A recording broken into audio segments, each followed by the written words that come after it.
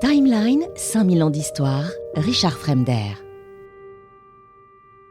À compter de cette date, le nombre de cités qui érigent des monuments à la gloire de leurs dirigeants ne cesse d'augmenter. Les textes glorifient la puissance du souverain, ses exploits, ses batailles, ses alliances aussi. L'écriture se propage rapidement et utilise des supports divers et variés. Escaliers, vases, linteaux, etc. On observe le passage curieux d'une écriture travaillée à une écriture cursive. Le glyphe reste le même, mais il acquiert une souplesse inédite. Le dessin se schématise. Les récipients, notamment les céramiques, polychromes d'ailleurs, arborent des inscriptions moins élaborées, mais chargées de sens. L'écriture atteint alors son paroxysme avec l'usage du papier d'écorce ou des pots de serre, les livres ou les codex. Le déchiffrement des textes mayas est long et laborieux. Leur étude permet de mettre en lumière des noms de lieux, de cités, de personnages importants comme les dirigeants, ainsi que leur date de règne, de naissance ou de mort. Des dynasties sont identifiées comme à Tikal, Copan, Palenque ou Cuenca. On constate le caractère historique des inscriptions qui indiquent des lieux, des liens de parenté entre les personnages représentés, des actes de mariage, d'alliance, de décès, ainsi que des pensées même. Il s'agit de véritables archives permettant de retracer l'évolution des cités mayas au fil des siècles.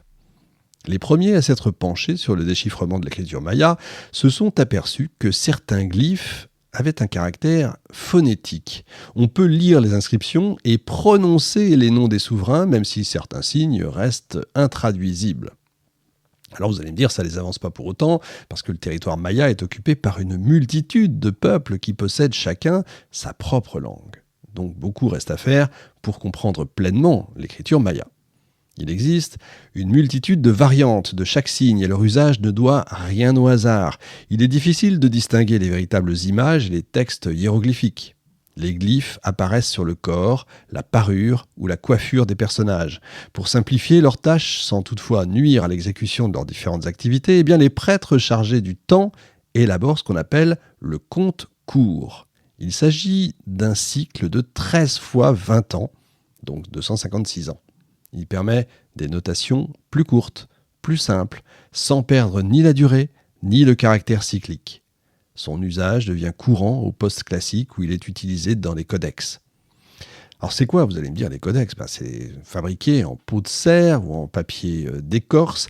Ça se présente sous la forme de longues bandes pliées en accordéon. Malheureusement, beaucoup d'entre eux ont été détruits par les missionnaires espagnols ou perdus avec le temps. Il n'en reste aujourd'hui que 3 exemplaires connus. Ils comprennent de longs textes, des tables complexes de calcul astronomique et astrologique associés à des représentations de divinités. Ces manuscrits pourraient constituer les archives des prêtres, les gardiens de leurs connaissances. En 1930, Morley lance un ambitieux programme de relevé des inscriptions mayas. Son travail, long et fastidieux, vous l'imaginez bien, aboutit à un corpus considérable rassemblant des centaines de signes. Il élabore un véritable dictionnaire de glyphes comprenant plus de 800 signes. Il décrit soigneusement chaque glyphe, ses variantes et ses composantes, les signes principaux, les préfixes, les suffixes, etc. Connaître les glyphes, c'est bien, mais comment les traduire ? Et vous avez une école d'épigraphistes mayas qui se développe en URSS, figurez-vous, sous la direction de Yuri Knossorov. Cet homme ingénieux travaille sans relâche sur les manuscrits mayas, dont le codex de Dresde, tout en s'inspirant de la linguistique actuelle.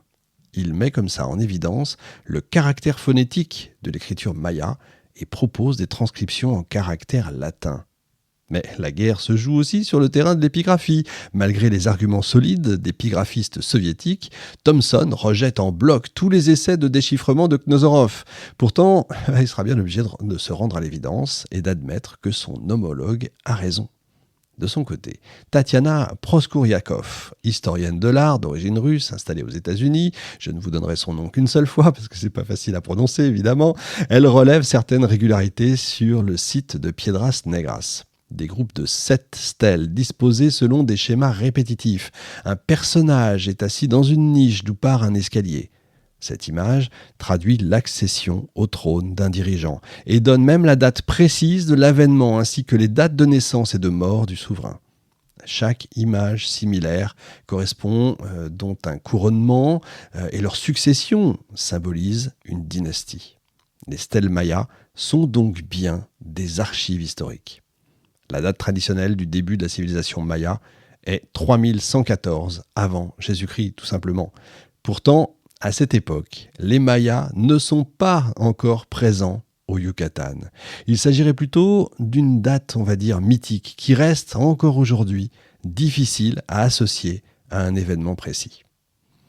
Vers 800 avant notre ère, se produit un changement radical au préclassique.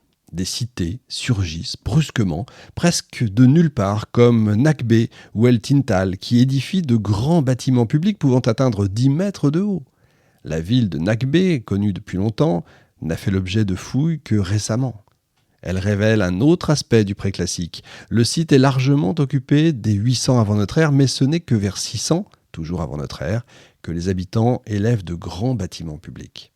Les fouilles montrent une communauté nombreuse et organisée, menée par une élite. C'est la première cité maya dont l'organisation politique et économique va se répandre sur tout le territoire. C'est à Nakbe que l'on trouve la première stèle maya connue. Elle trône au milieu d'une cité prospère et peuplée, dirigée par une élite. D'autres villes importantes voient le jour à la même période. On entre dans une ère d'expansion et de cohésion. Les villes sont fondées très tard, entre le 8e et le 10e siècle. Les historiens ont divisé ce laps de temps en deux grandes périodes. L'Ancien Empire, qui s'étend au sud du Yucatan, Honduras, Guatemala, Chiapas et Tabasco, et le Nouvel Empire, fondé en terre vierge, mais où l'architecture, les arts plastiques et le calendrier sont hérités directement de l'Ancien Empire. Les villes fondées durant l'Ancien Empire forment un triangle dont les angles sont marqués par Huachactún, Palenque et Copan.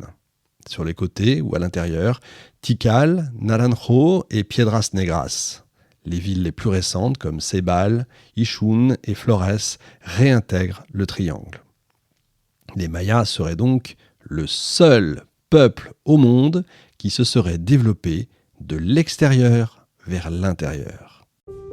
Timeline, 5000 ans d'histoire, Richard Fremder.